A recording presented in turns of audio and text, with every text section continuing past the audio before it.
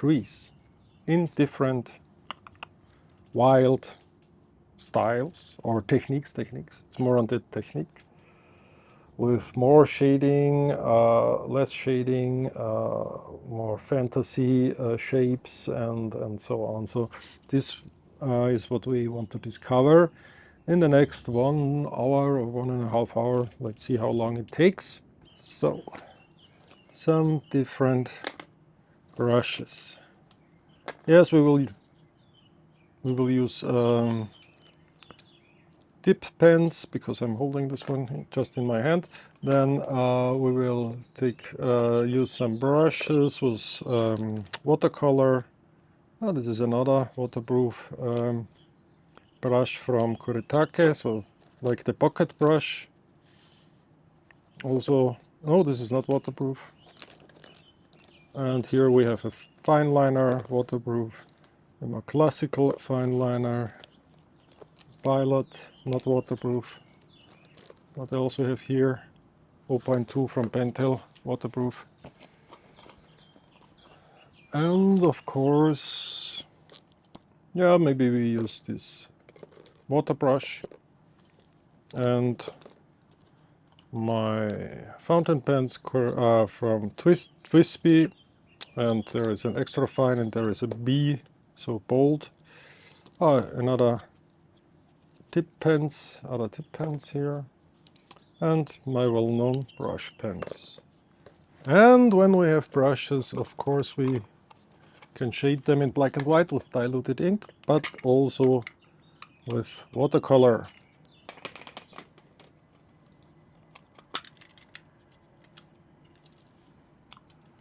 So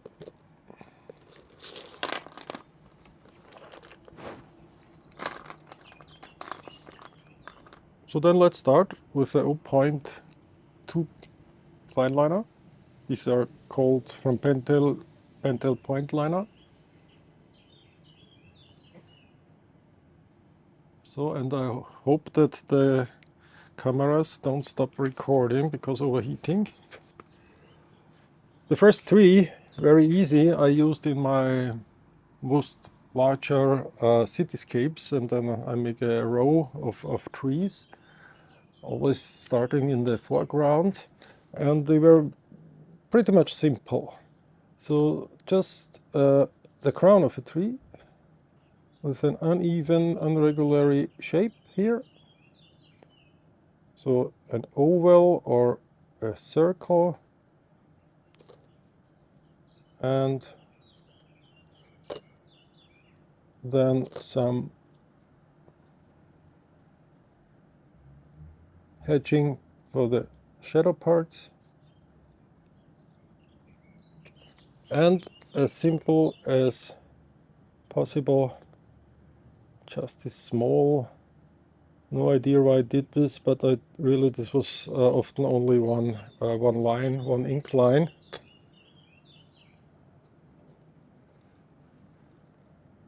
And that's it. When we want to improve this a little bit, we can do a thicker outline here. We can darken, so no cross hatching, just in one direction. So vertical lines, darken this, and now we have the game between these thinner lines and the thicker lines. So that is a little bit more interesting. Then I did this kind of type of trees. And so maybe some little gaps here. So where the leaves, the crown, some gaps here. And then you can do here some plants underneath the tree. And we have our tree, maybe another, the left-handed side is the shadow side in this case.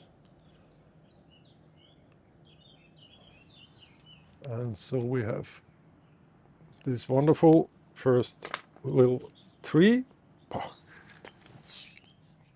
It's really hot.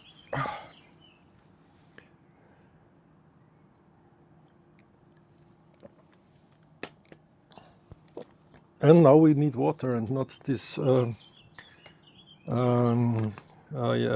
this lemon water. I should take some other water, a water mug. So here we have some water and a tissue, and then we need a brush. Let's take this one. And I can remember that I did them in orange, so in an autumn style. Maybe you don't have to watch it this.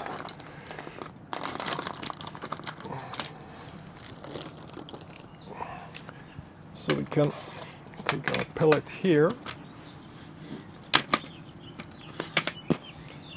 and let's take some red.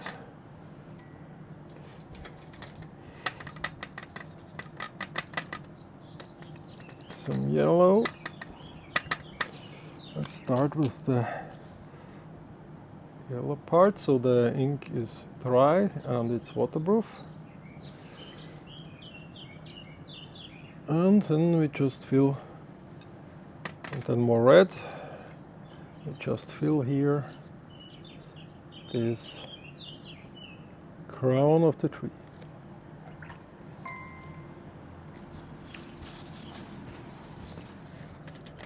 More yellow for this side where the sun shines in. And so here we have a warm color, so for the ground a bluish green, a cold green,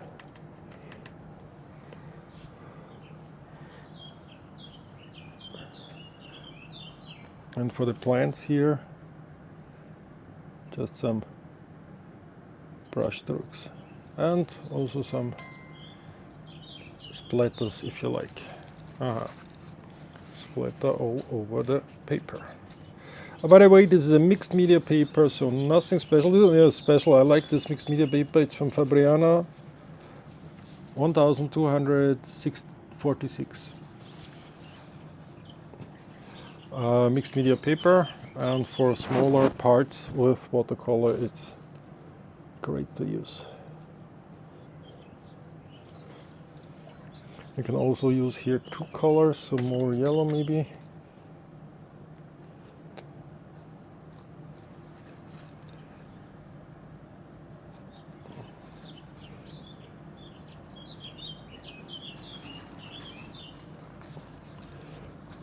Okay, one nice easy tree. So then let's change to fountain pen. Now so the next step, that we have a more dynamic trunk, of a tree. Therefore we have our baseline, and then we make this curved trunk here. Then here, let's say this is this one, and then we have here, so for the roots, there's this one here. Important, the higher the trunk gets, the longer the branches are, the thinner they get. So here we're a little bit thicker, but because this now separates, and then we have half and half, or 2 parts and 1 part. So 3 parts, 1 part and 2/3 parts. So let's say here there's a branch.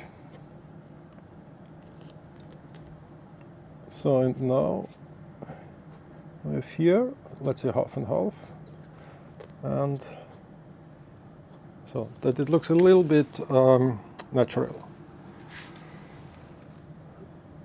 Then we need the, you see, the that we don't have this board now normal or straight lines. When I do such lines, I show it here. Try this, and you know, here, you see? And you can do this, I also do this when drawing houses or walls. And now you have much more interesting lines. Then you can train this regularly edging, horizontal in this case. And when you're just here, let's say it's a crown, then you only need a black brush or a thicker brush. And then we check. Here we do some shadow parts. And then you now take here ink. Yep. So something like this. And then, because it's wet, it's not dry, then it's, of course, you can dilute it with water. And then we have also something like a crown.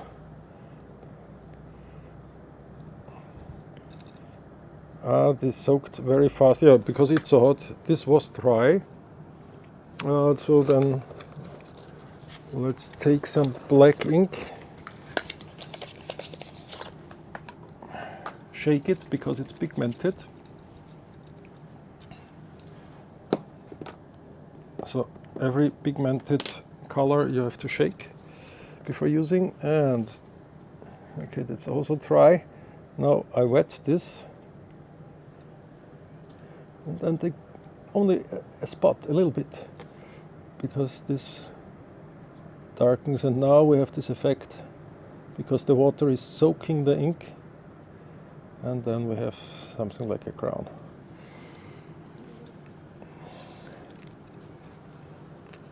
Yeah, normally I should have here more place around this.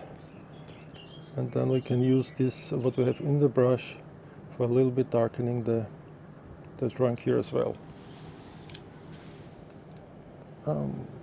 So then we have here this beta gradient. So we can lift up the surface, the paper. It's floating down.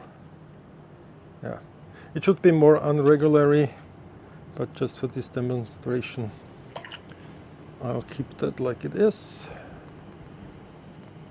Okay. Let's leave these black and this three black and white until now, because what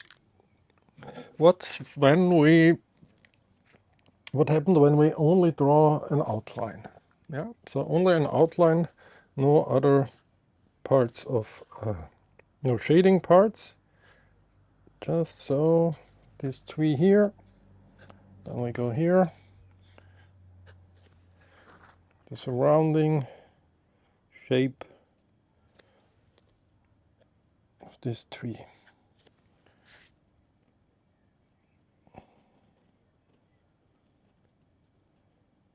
So, and then, so just for a starting point, we'll let this overlap here, just the outline here.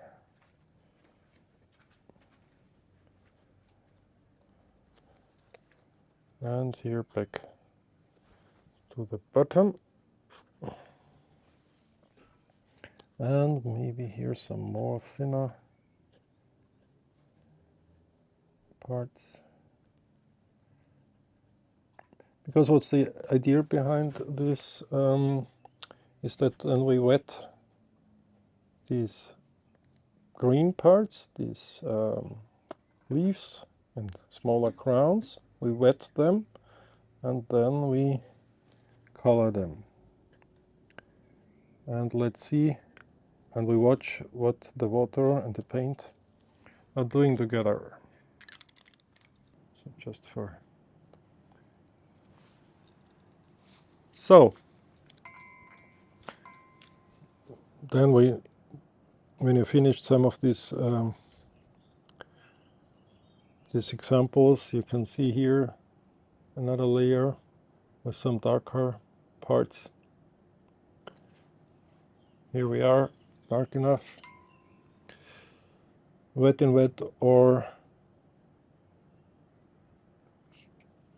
dry on wet. Wet on dry, so wet color, dry paper. And one spot here.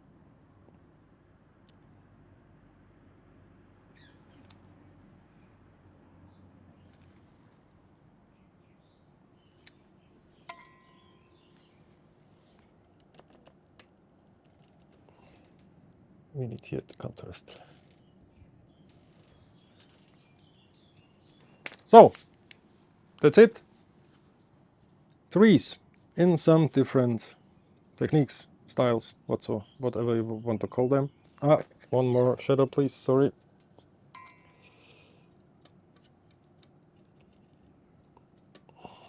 Here underneath.